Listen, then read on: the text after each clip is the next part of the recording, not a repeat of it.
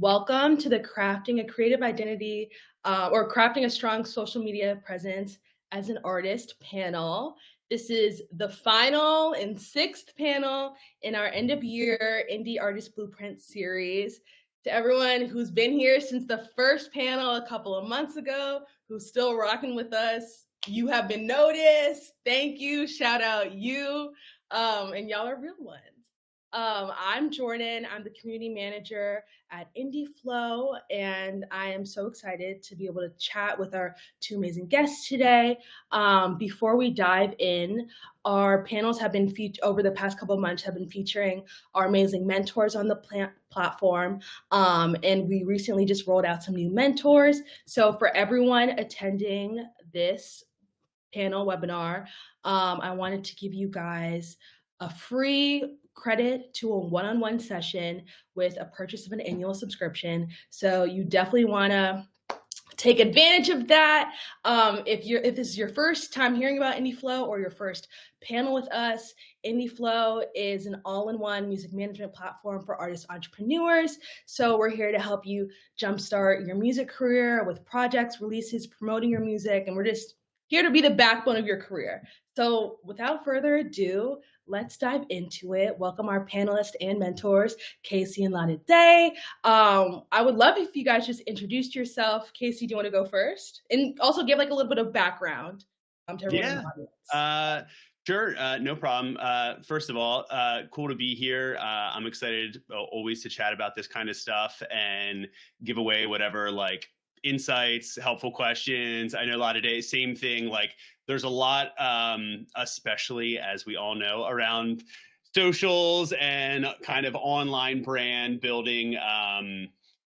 It's a lot. It can be a lot, right? And so I come at it where my perspective comes from is I've been a career musician for, 2+ decades and have done a lot of global touring. I play in a band called the Wonder Years, and then have also produced a number of smaller independent artists outside of what I do with my band. And that's kind of what led me into more of the mentoring, guiding and coaching type stuff is a lot of studio clients that I would work with. We'd finish up a single, an EP, an album, and then without fail, like 90% of them would come back like a month later and be like, so in terms of releasing or in terms of this, and there would always be a number of questions. And a lot of them were at kind of various stages of learning the process, learning the game, best practices, what worked for them. So I started kind of trying to do my best to be like, all right, let's block out some time to put our kind of business creative hat on, right? To make sure that like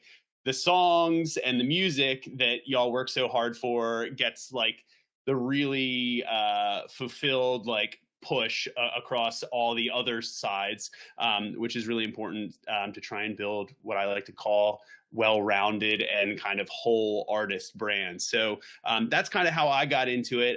It's been a lot of fun. It's taken me to a lot of places, and diving into that, honestly, I've learned a lot too, right? Things move so fast nowadays. So I'm sure that's why a number of people, whether it be if you're just joining in or already making use of a platform like Indie Flow, you probably already know that. So hopefully we can unpack some stuff today and throw out some cool ideas and answer some questions. But that's pretty much me and what I do in a nutshell. Lana Day, please take it away. Hey guys, happy to be here. Thanks so much to the Indie Flow team. Super excited to be chatting with y'all about social, which if you follow me on social, you know it's one of my favorite subjects. I'm someone who started out in the music industry on the creative side as a songwriter and have since transitioned more into the business side and music tech side in terms of consulting. So I work with independent artists like many of you here. But I also work with music tech companies, and a lot of what I help with is in relation to social strategy, content strategy, branding, especially personal branding, and then anything of that nature that surrounds how to maximize one's use and just the ability to show who they are, what they can do, and how they can service any sort of supporters or clients on social. So super excited to tap into all of that today. Awesome. So before we really talk about like how to build a strong presence. Can you both speak to how social media has been evolving, especially in this like post-pandemic world where so many artists were blowing up during the pandemic on TikTok, and why it's still really crucial for artists to have a strong presence online? Either one of you guys can jump in with all the questions and Day, you answer. go first. I went first before. You go first this time.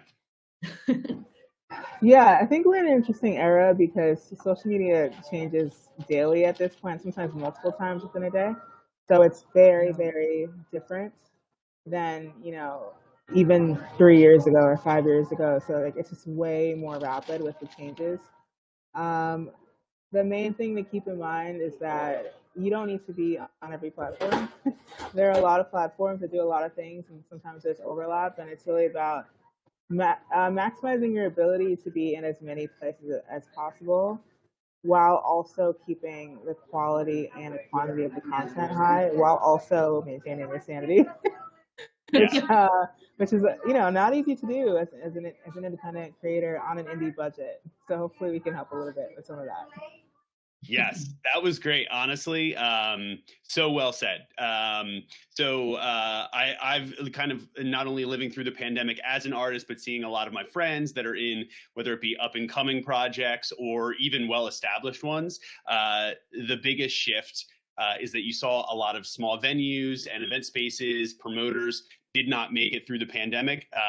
That coupled with inflation and some other not so wonderful things that are happening both domestically and globally right now, the expenses to tour really at all tiers are higher than they've ever been. So the barriers to entry to getting out on the road and trying to build a fan base by playing out of market shows or even close in market shows, right?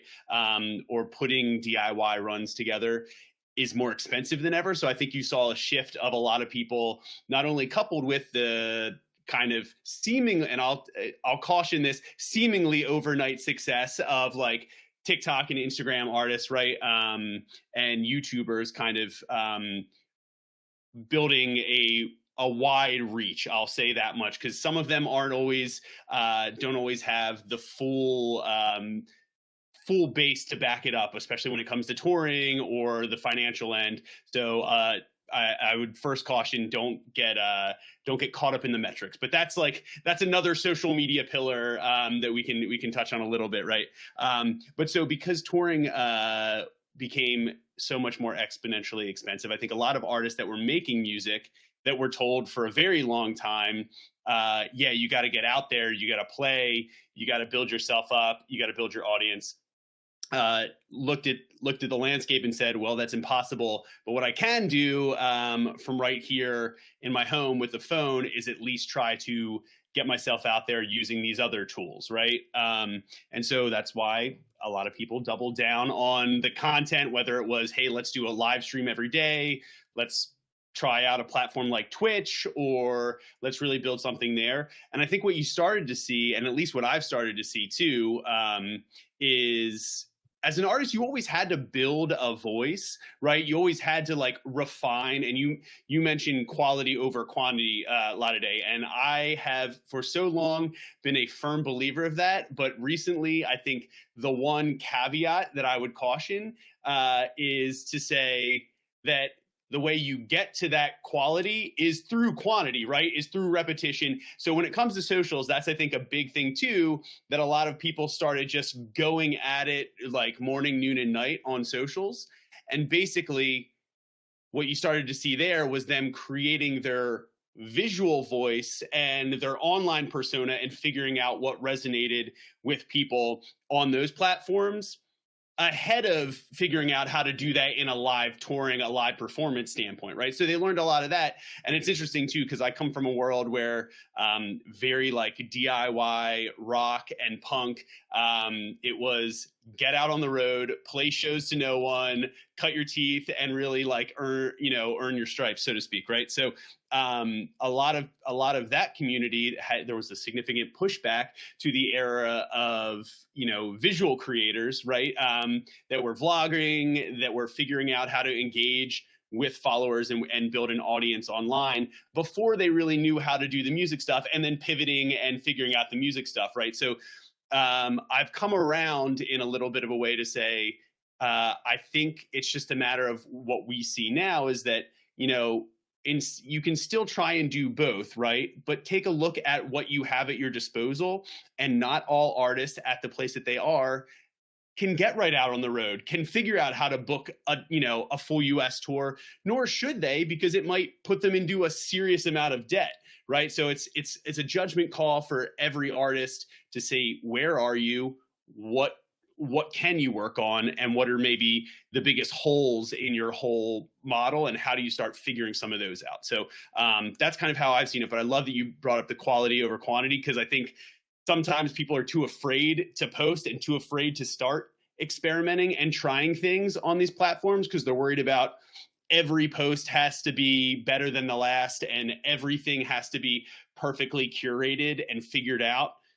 Dude, if I could go back and tell my 18-year-old self, just go and start making mistakes, that would be the number one advice. And the same kind of goes for social media. I look at it more as not a pass or fail test, but more as an experiment. So I think that's also kind of what you're seeing. A lot of people are just like, let's try out a bunch of stuff and we're going to become scientists, and we're going to get a lot of feedback very quickly on what works and what doesn't. So yeah, I think that's something that's pretty important to remember. Amazing.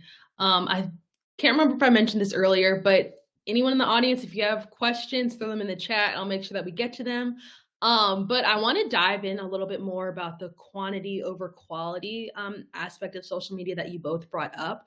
For people who maybe they've been on social media, they're familiar with it, but they're ready to take their content seriously, how do you approach the planning, content, and ideating so they can kind of start making a little noise, but in between the place where they need to be posting a bunch of times a day, and maybe they're still not have really high quality, but how can an artist start being more strategic with their social media plan so they can get to a place where they're really growing their audience and posting as high quality work as they can? It's a great question. Lade, do you want to start it off? Yeah, I honestly think for most people, they're probably thinking about that too early. You want to focus on maximizing how much content. The easiest, every time I have a consult and I'm talking to people, they're like, "Oh, how do I grow my Instagram? Or how do I grow my TikTok?" And then I go to their Instagram or TikTok and they post once every 2 weeks. You will not grow posting infrequently. I'm telling you right now. You can run every ad in the world. You can have every influencer campaign. You can do whatever. You will not grow in the way that you need to. You will not attract the kind of audience that you need by posting infrequently. The more often you post, the more opportunities that you have for the right type of person to support you by finding your content. So it's really a numbers game. Obviously, you don't need to be posting 3 times a day, though there once was a time between 2020 and 2022 even that you could do that, and you can hack your way into a bigger TikTok following or whatever. It doesn't really work as well on Instagram. With every platform it's different, but it's an interactions game, right? So it's creating the content that you want to create as often as possible, but it's also interacting with other people's content. Either it's someone that you're aspiring to be like, or someone that you want to be friends with, or someone you want to collaborate with, or someone you want to support what you're doing. So I think it's about that too, right? Everyone wants to put out content and that people comment it and like it and reshare it. Are you doing that to other people's content? Because discoverability is maximized when you're also being social on social media, right? So I actually spend more time interacting with other people's content than I do creating my own content. And that's brought a lot of traffic my way. And that wasn't even necessarily intentional. I was just chronically online. If you know me, I'm very chronically online. Because that's how I get to figure out what works, what doesn't work for my clients, right? So it's really also about engaging with folks almost as much as you want them to engage with yourself, or almost as much as you put things out. And you don't want to over consume content, right? With different platforms, it's different. I think with TikTok, people spend a lot of time consuming and not so much time creating. I say for every 3 or 4 TikToks that you watch, you should make one. If you're not going to make one after the fourth TikTok, then you should stop watching and go do something else. Because then it's not really productive. You're just scrolling for like 4 hours. Just keep that in mind. Awesome. That's great.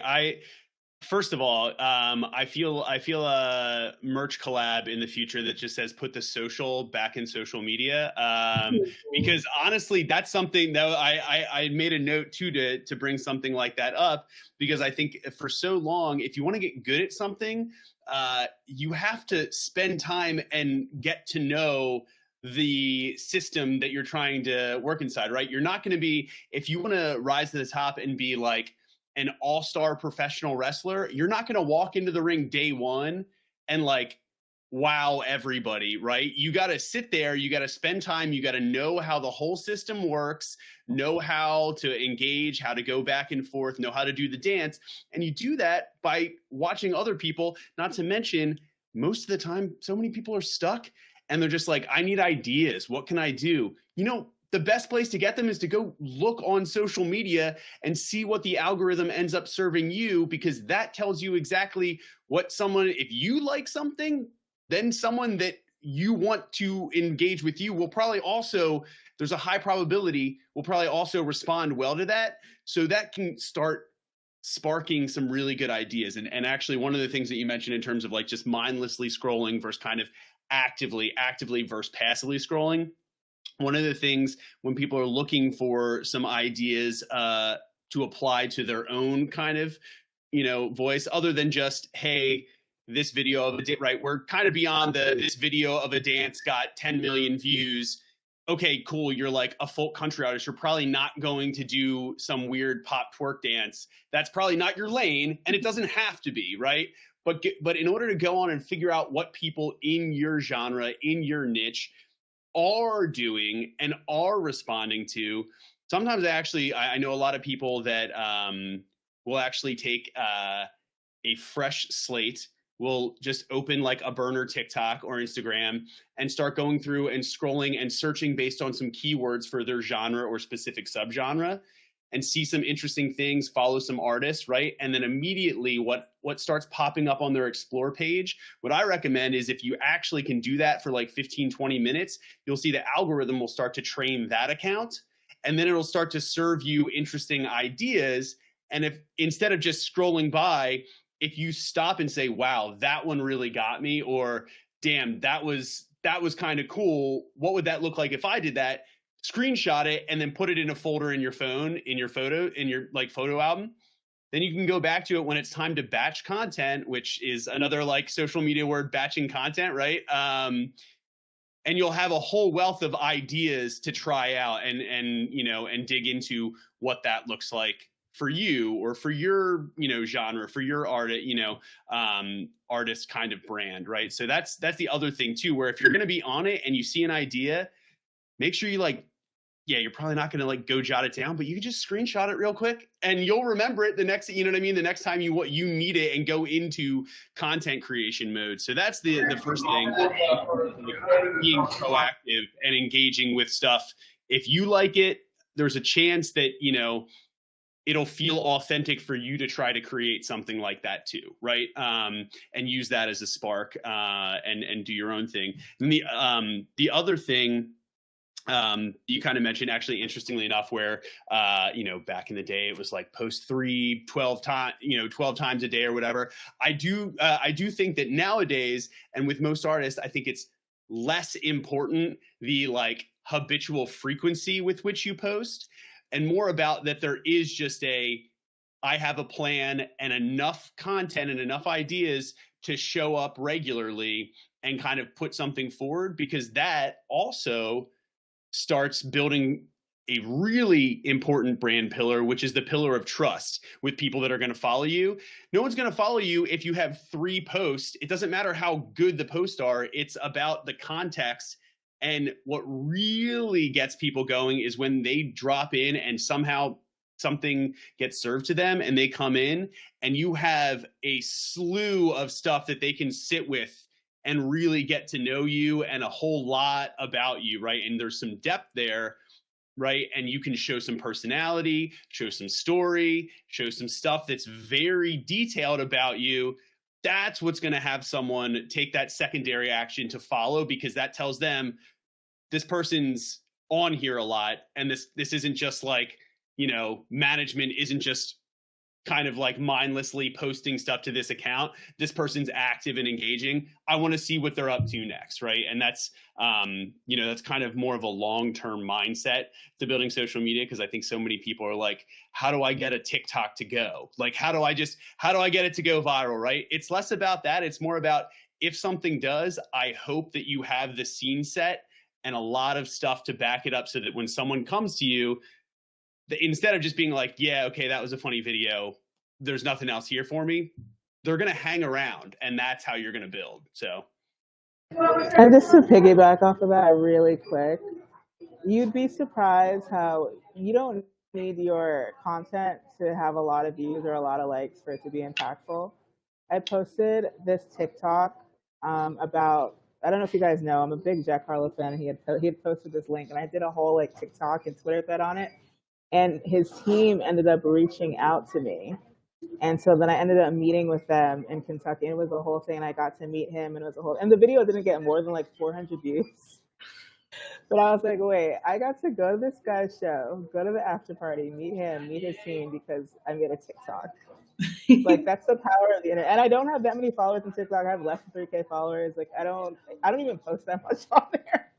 But sometimes it's just like making the right kind of timing is major key too. Because if I had been like, oh, I'll make it like next week, then this war would have been over. I never would have happened. So it's like, right. Just timing is important, context is important, and if one person who's the right person sees that content, that you can really go places. And I literally went places because of one TikTok. Yo, that is so awesome. That's such a great point. And this is what, like, there's a phrase in like marketing specifically, just like the riches are in the niches, right?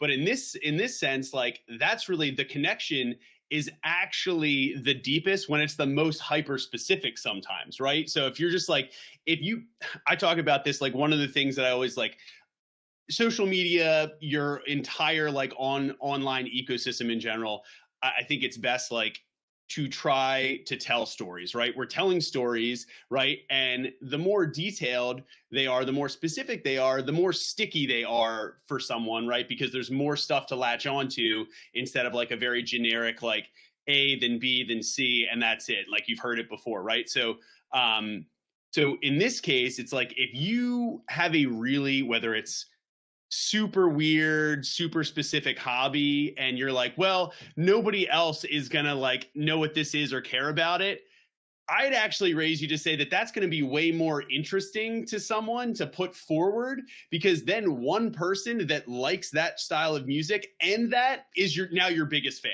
Like, and you've just gone from 0 to a super fan, which is almost impossible and unheard of to do, but that's actually what you can do. And that's a perfect example. It's like, you don't need a viral post of any kind to do that. You just need one person to find out something very specific that they resonate beyond heavily with. So that's awesome. Cosine. Yeah. There really is a power in hyper specificity, I'm telling you. Like, and it sounds like weird, right? Because you're like, oh, but it's so niche. It's like, so few people are going to care. Low key, that's what works. Sometimes the most important people only care about something that 7 people care about, but one of those 7 people is like a billionaire or some shit, you know? So it's like, you never know.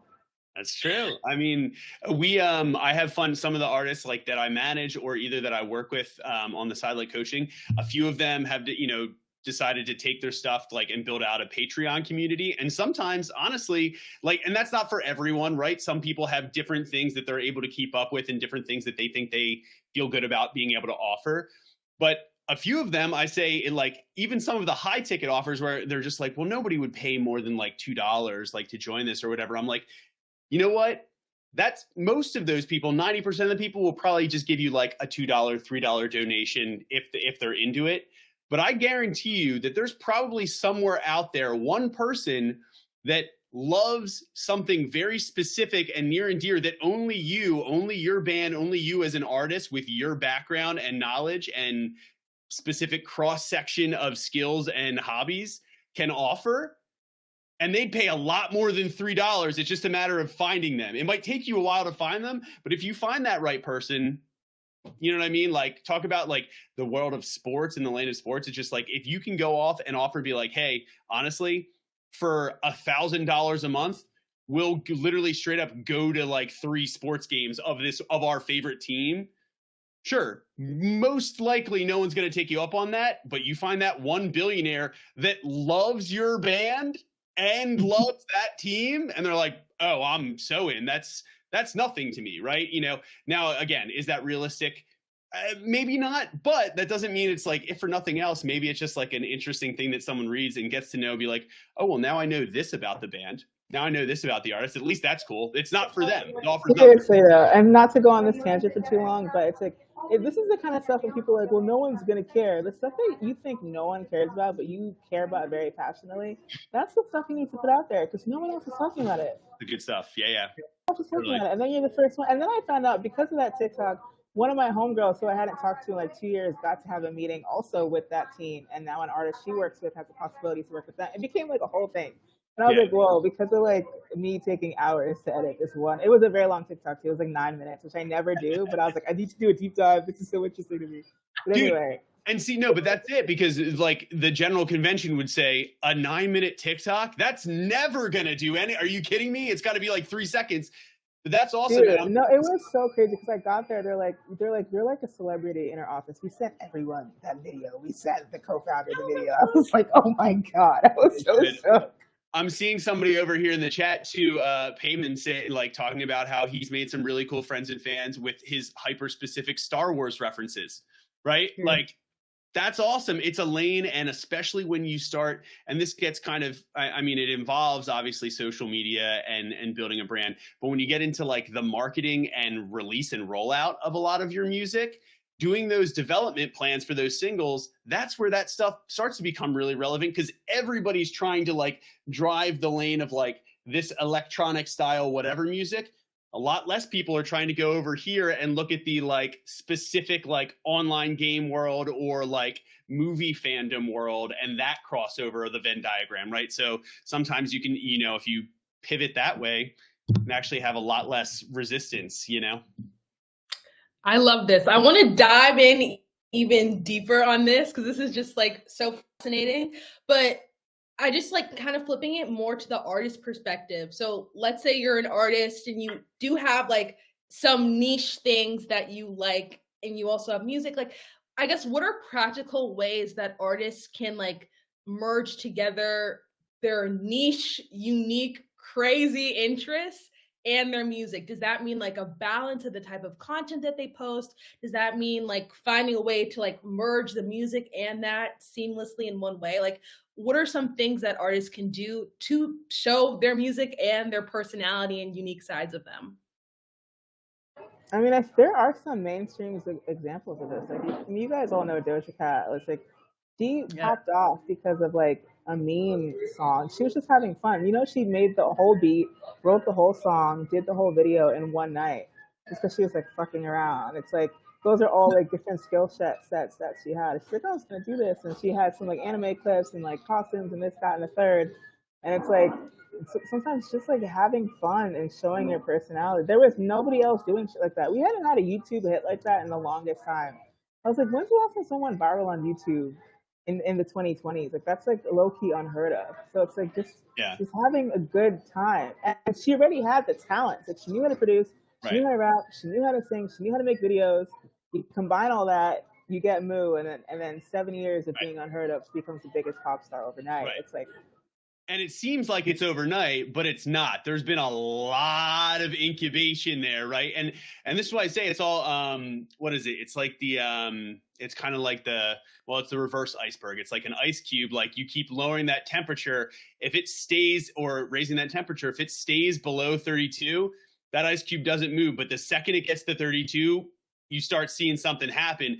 But each one of those degrees inching up was doing work. You just weren't seeing it yet. So it's setting that stage. I love that. I mean, even like So in my lane, like like in the studio world too, or like a lot of like, I'm a guitar player originally, so I got really like into guitar pedals, effects, gear, and then that went on, right? So like another example of this is taking, you know, if you walk in a style of music that is very tech savvy, very gear savvy, right? Like you can actually run and put out your thoughts, because that can so like metal bands are typically like very gear nerd centric and guitar centric, whether it be about tones, effects, like different production techniques, right? And every a lot of genres do this, right, as well. But if you take that lane and it's less about here's my song, and it's more about here's the stuff I'm using, and I'm like,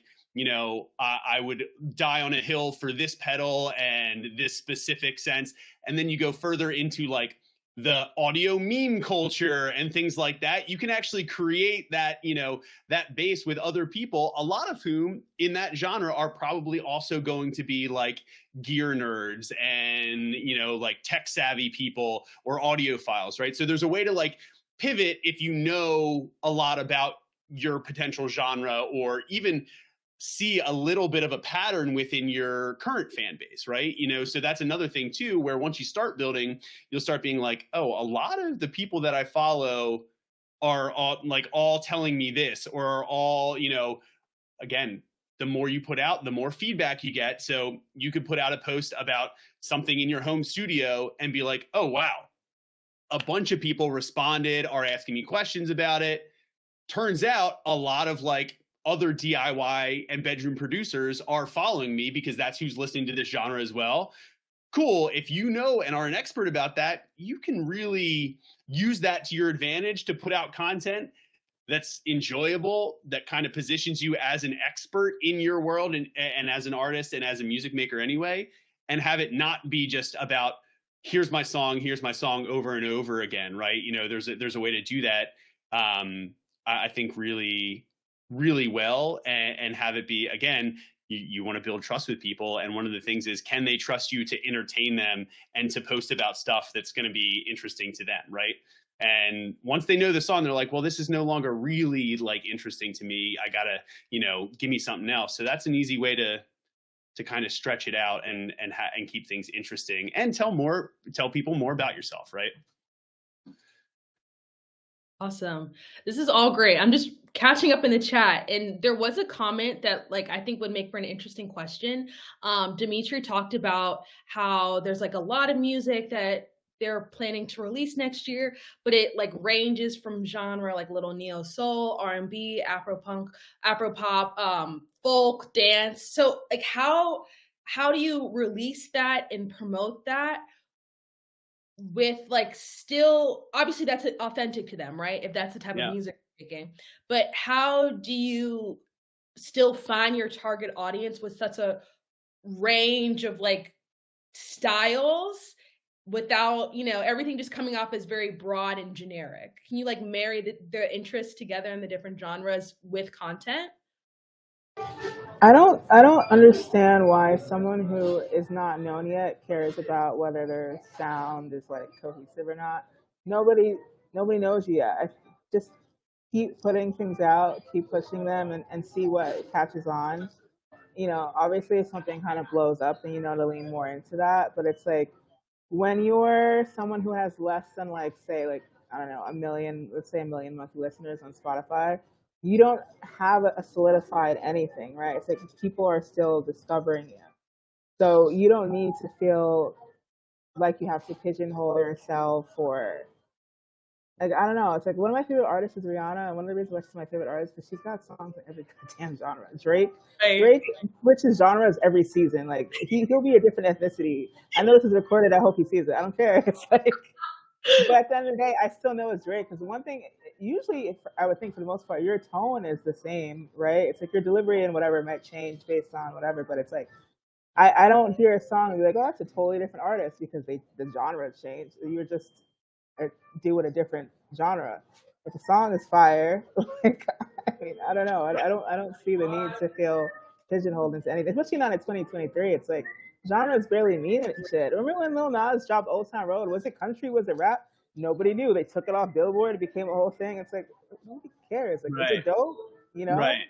Yeah. And I think I agree with a lot of what you said there. And especially, I would say, actually, interestingly enough, I think somebody in the chat directly below Dimitri kind of maybe had the secret sauce there and the way to approach it. It's like, yeah, then go after building yourself as an artist, as a creator, and getting people to respond to how like widely versed you are in all of this stuff, right? Like if you can nail down every genre, first of all, I might say it sounds like you got like producer hat, you know, from a marketing standpoint. So like maybe run with that lane and just like kind of brand as that as it goes, and then see what happens and see where it goes and picks up. Sure, you might need to do a little extra recon to find some more specific lanes for each one. But ultimately, if you're doing activities that are pulling people in and bringing them closer to you as a creator, right? Like there's a lot of people out there that like a lot of different genres, you know what I mean? Like that all the same thing. So it's like, that's, you know, it's like saying everybody that loves, let's take one of his examples. Everybody that loves like R&B only listens to R&B, or everybody that loves folk music only listens to folk music. 100% not true. I listen to all of those, and I would, you know what I mean? Like if you put them under one artist's like release page and they were all awesome, I would be the first person to go and say, yo, this one person is doing all 6 of these genres convincingly, right? You know what I mean? Like, and that's pretty cool. You just have to find a lane to make sure that that comes to the surface, right? And because that's your like special sauce then, right? That you are that malleable and are that well-versed. It's like someone that can speak 8 languages, right?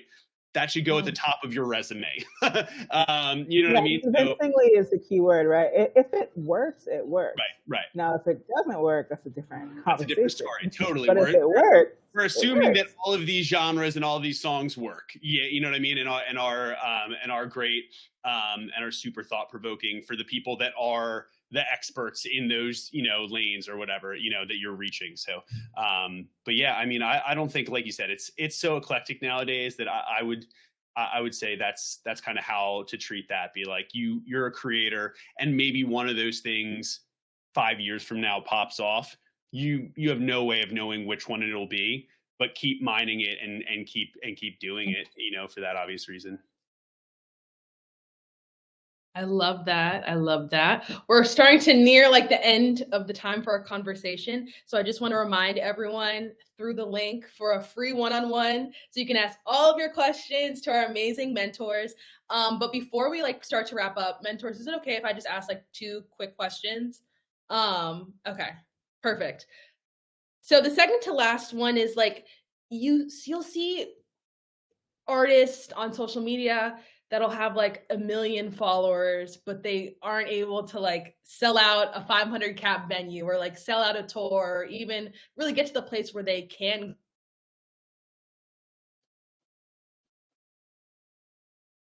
So like have the music enough where they'll like invest in the music aside from just being a follower. Sorry, can you just, that last part of the question, would you mind asking that one more time? Yeah. How do you like make sure that your followers and the people who are engaged are actually fans of your music and not just like, you know, like you enough to follow you, but don't like you enough to like come see you live? You can't make sure of that. You actually, a good chunk of once you get very popular, the good chunk of the people who follow you actually do not like you. And they're following you because they want to see you do something that they can dunk on you. And I've seen it happen so many times for so many artists. This even happens to me. It's like, it's super weird. I'm not even famous, but I have people who follow me, and every time I do anything, they'll post something negative. And I'm like, that's hilarious. Like, you're literally following me to be a troll. You can't ensure that followers are going to be fans, right? Like, a follower is not a fan. A follower is just a follower. What followers are essentially what we call like top of funnel, right? So it's like you want to make your top of funnel wide as possible, so that way you can get to the point where it's like, okay, now they're becoming subscribers, or now they're becoming like attendees, now they're buying merch, right? And it's like you want to get to the point where it's like a good enough percentage, or like your super fans or your core fans. Because yes, like you might have 10 million followers and can only get, you know, 1,000 people in a room, you know, that can speak to a lot of different things, right? Maybe people like your videos, maybe they like your photos, maybe they like your personality. It doesn't mean they necessarily like your music, right? And it's like there's nothing you could do about that. The follower to, you know, concert attendee ratio is always going to be abysmal, and that's because of like also bots and all those other things that happen with platforms. But the point is, you don't want followers to stay followers. You need to drive them to something. Ideally, it is not going to be just a DSP or some other platform. You want it to be something that you have control over, and more importantly, that you can collect the data on. And everyone hates the terms collect the data. It sounds super. Guess what? Spotify collects all the data that you should have. So you need to be able to collect the data too. Big fan of, you know, websites, email lists, text lists, as much information that you can get as possible for people who really rock with you. So it's like, hey guys, like if you want to hear about me popping up in your city, check out my mailing list or my email list. If you want to be the first one to know about when I have a release, or if you want to get early access to this, check out this thing, right? If you want to, again, like when I had talked earlier about like my little TikTok that went places, that whole TikTok is about a D2C artist or creator fan like platforms, so like stuff like that where you can like more directly interact with your fans prior to the point where you even have to meet them in person. You need that. Discords are great. All those kinds of things where you can actually get to connect with people off of Instagram, Twitter, LinkedIn. And I love all these platforms. I use them religiously, but I also have a mailing list. I also have a text list. It's really, really important because that's how you drive people that are really trying to tap in, you know, more so in real time. And then eventually also want to like spend money on you and buy things. So I really think it's unfair to be like, oh, this person has this many monthly listeners, this many followers, but they can't even get 10,000 people in the room. Most people can't get 10,000 people in the room, sweetheart. There's like I can count on one hand how many artists can do a stadium-wide tour. It's not that many, and there are hundreds of thousands of artists. There are not that many artists that can do arenas. Like that stuff is hard, especially when you have people who are fans of multiple artists. They're only gonna pick one or two for the whole year. Right. So if you're not in their top two, you might be in their top five, but if you're not in their top two, it's not happening for you. So it's a reflection of a lot of different things, but you want to be able to make sure that you're able to connect as directly as possible with the people who actually might potentially want to spend money on you, spend time on you, get to tap in with you. Like that's important. So drive them from followers to subscribers and whichever else. Yeah. And just to add on that, I mean that journey that you hopefully take them on, it's a hard one, but B, it kind of happens in small increments, and it's about pinning down those layers. And the best way to do that, you know, is to come up and really sit down, and wherever you are in your career, right? You know, assuming most people are at a very small, like top of funnel stage, as you said, like visibility is, you know, the number one thing. You're just trying to get eyes and ears on it so you can land that first punch and make a mark, right? But it's repetition that really, again, like I said, builds trust and builds further interest and further connection. And then in order to get from that large like social media platform or rented media to kind of like an owned media situation, like you're talking about email list, I cannot undervalue an email list, even though it seems like so old and outdated. It's like that, and even SMS stuff where it's direct to fan. It's tough to get there, but you can get there by formulating a really compelling offer. And every band, every artist is going to have different tools and different assets that they can leverage to make a really great offer. So what I would say is go study, again, like, you know, just making offers. It's kind of a sales thing, but you're not even really selling something yet, right? Most of the time, this is going to be giving something away for free. And even getting to that mark where someone will take something for free is hard. But if you can make the offer seem so wildly incredible that, well, at the very least, it's like, it's just an email. I can always unsubscribe, right? And then you continue to deliver value and continue to deliver cool shit. that's when you're going to take that person from just an Instagram follower to an email subscriber, then to somebody that buys a piece of merch on your web store in a year, to then somebody that, we talk about like customer journey and lifetime, then to somebody that's coming to 2 shows out of a year and buying something every time you do a merch drop around an album. But it doesn't go from Instagram follower to person that spends $500. They need to really know. And like you said, they need to be, most of the time, those people were that beautiful Spotify rap time of year, right? Where it's just like, I would say, don't give a shit how many monthly listeners you have, how many streams you have. Talk to me about that one line item that said, how many people were you in their like top 10%, or how many people were you their number 1 artist? Because that's what you're trying to grow. And how do you do that? You got to put out music over time. You can't do it with one song, right? So that's why it's an investment across time. And ultimately, like I said, you're trying to put together little vignettes of storytelling content and showcasing your talent, maybe your performance, maybe a preview of what a live set would look like, shit like that. And then when they go on the DSP side to follow through, it might not be right now when you've dropped 3 singles, but if you work up and have like 3 mixtapes worth of material, 2 LPs, 1 EP, and like an acoustic variation of something, that's a lot for someone to dig into. And then they can make an artist playlist that gets them to and from work every day. And that's how you become their favorite artist, by delivering over time. But it's a journey. And so focus on what the best offer you can make someone right now is, right? If it's your time, great, then that's what it is. If it's your attention or a personalized, like, cool, like take the Patreon thing. Every month we'll do a personalized live Q&A and acoustic performance, right? Maybe that's enough, right? Maybe someone knows that you have production chops, and even though you're an artist, the way to get them to come into your world and opt in is to say, I'll give you a bunch of my sample packs for free. You know what I mean? And maybe that gets them going, and they're going to be a fan over time too.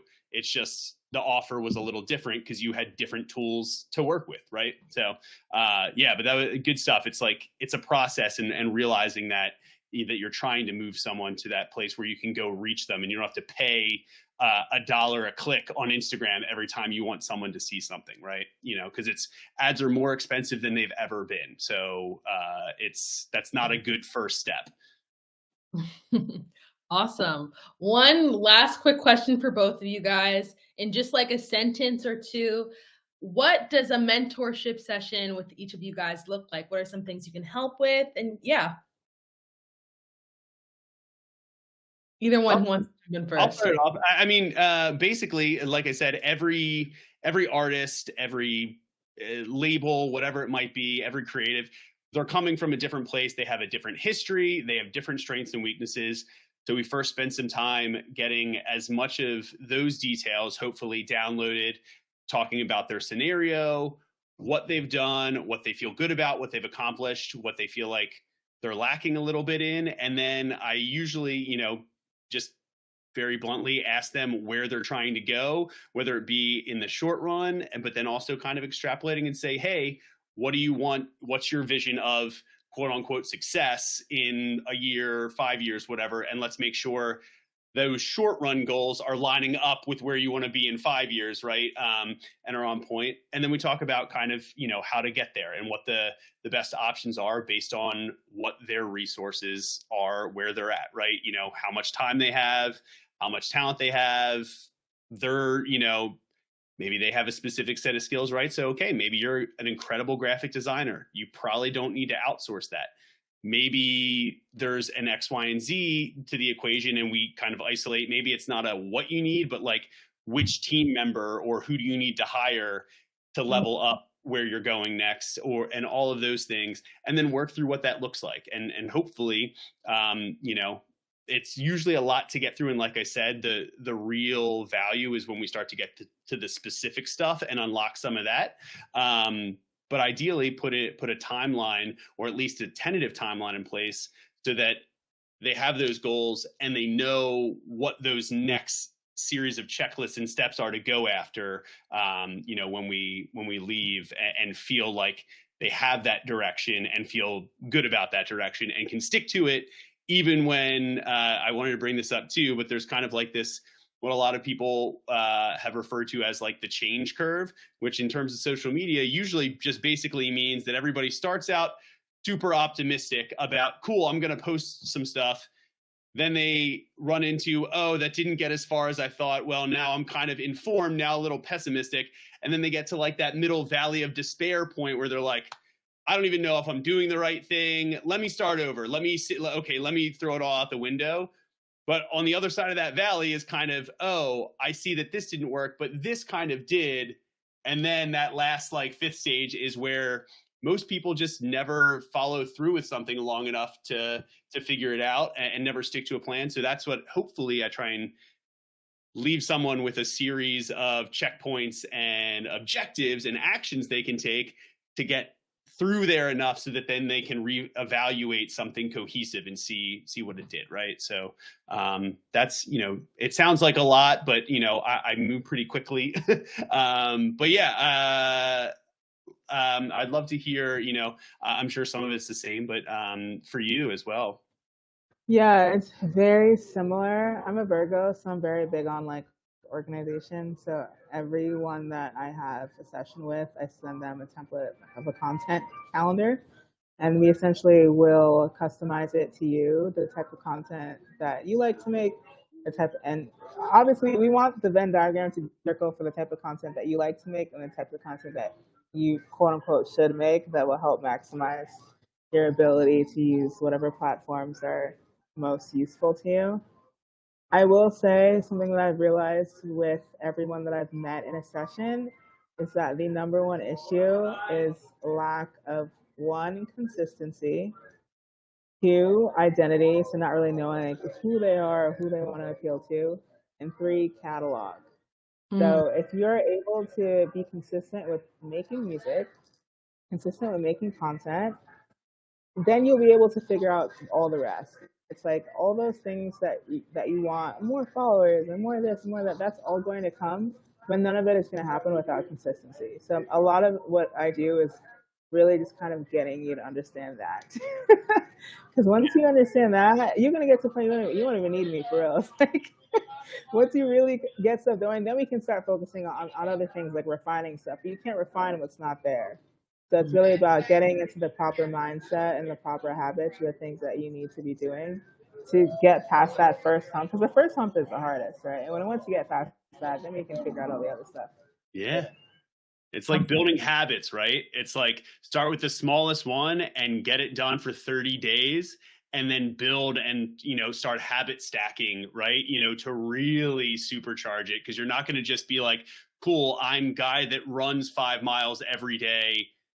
Go. And you know what I mean? Like that's not how habits get built. That's not how change happens. So yeah, that's awesome. Yeah, I love that.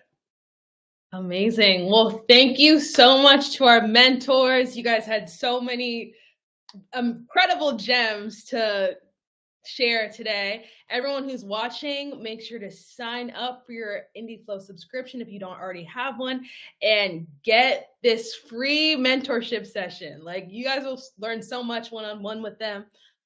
Thank you everyone who's been attending our end of year webinar series. Unfortunately, this is the last one for this year, but there will be more in the future. So make sure you follow our Instagram, IndieFlow_me, to stay connected, stay in tune. And yeah, thank you guys so much. Have a nice rest of your week, rest of your evening, and we'll see you next time. Bye.